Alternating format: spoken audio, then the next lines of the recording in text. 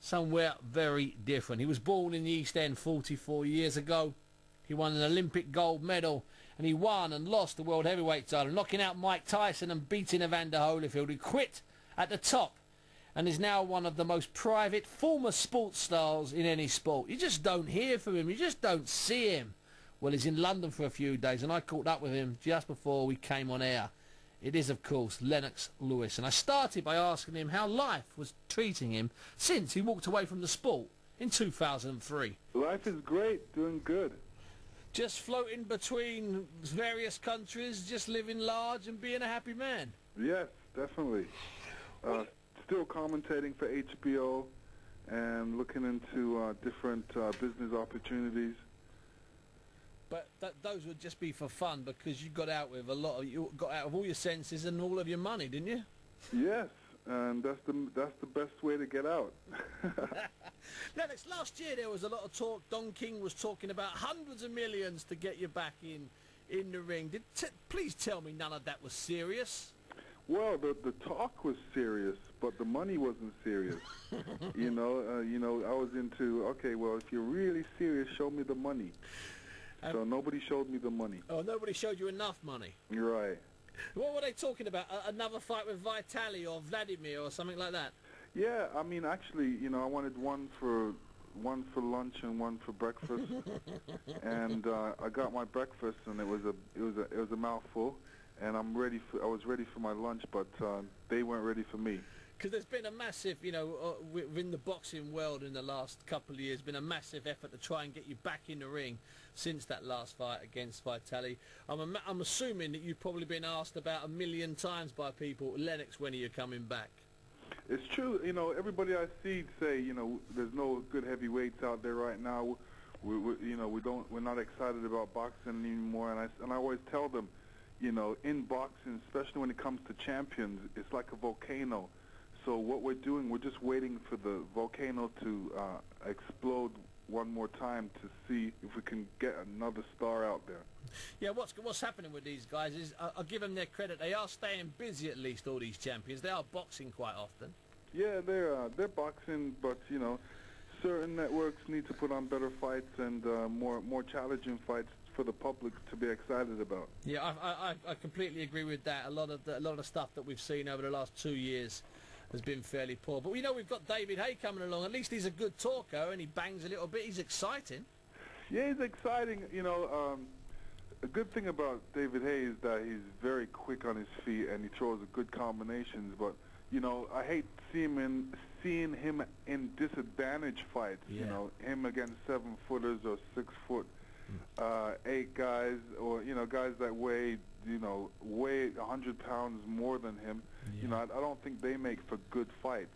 No, because the only way to beat those guys is to not have a good fight, like Holyfield tried with Valuev, and that's not really the way David works, and that's just not good TV, is it? Right, it's not good TV. I mean, given Evander Holyfield, you know, I told him, yo, you got back what happened to me in New York. You know I won that fight. Yeah. And now you go to a box of 7-footer. I say you won it, but and they ripped you off. I'll tell you that they ripped you off too. But you won that fight. But it's, you know, it wasn't an exciting fight to watch. No, it wasn't. But then sometimes Lennox fights, you know, you have to make them sometimes ugly to walk away with your title belt. That's just the reality sometimes.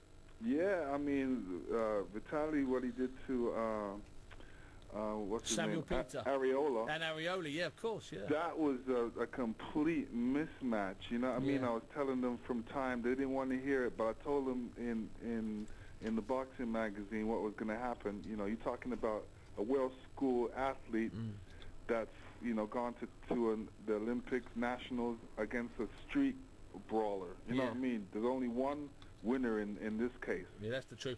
Now, you and Vitali, Vitali, you know, he was quite angry after your fight was stopped with all the cuts, and he kept moaning and screaming. But are you friends with the big boy now?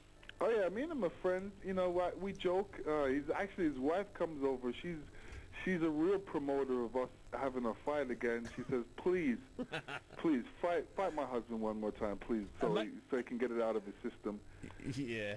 And out of his system and $20 million into his bank system. That's the reason for that. Yeah. Lennox, just tell me, what are you doing over here in England on this particular visit? Commonwealth Sports Award, and that's going to be in Leeds. And I'm also here for the Sports Summit, talking about how sports really is helps you to be successful in what you can get out of sports, especially boxing, and how good it is for the community as well. Now, Lennox, just before I let you go, tell me your best memory of fighting in London. Your best memory from any fight you had in London. The best fight for me in London would have to be the small fight. And I love fighting in Royal Albert Hall. Yeah, that's a lovely place to fight. Yeah, great atmosphere. Wembley was unbelievable with Razor Ruddock. Yeah, well, that was a mad night, wasn't it, Razor? Yeah, let me tell you, people were still talking about that fight. My friend said, yeah, they reached the door, they realized I was in the ring, and then they didn't know what happened, but they found themselves in the ring celebrating along with me. It was that kind of night. We all got sucked in that night. That was a great night. Yeah. Hey, listen, Lennox, thanks for your time tonight. Enjoy yourself this evening, and we'll speak to you again sometime soon. All right, good stuff. Thank you. Now, Lennox will be at the Real Fight Club next week in a charity event organised by the Real Fight Club, Spencer Fear, and a friend of the show. Len, as Spencer and other friends call him, will conduct a masterclass to raise money for the Angus Lawson Memorial Trust, which funds other charities. It's a fantastic charity. So it's a trust. It sort of brings the money in, sends the money out, which is often what some charities need. They need a little bit of help. Top man there. Now, one big old mistake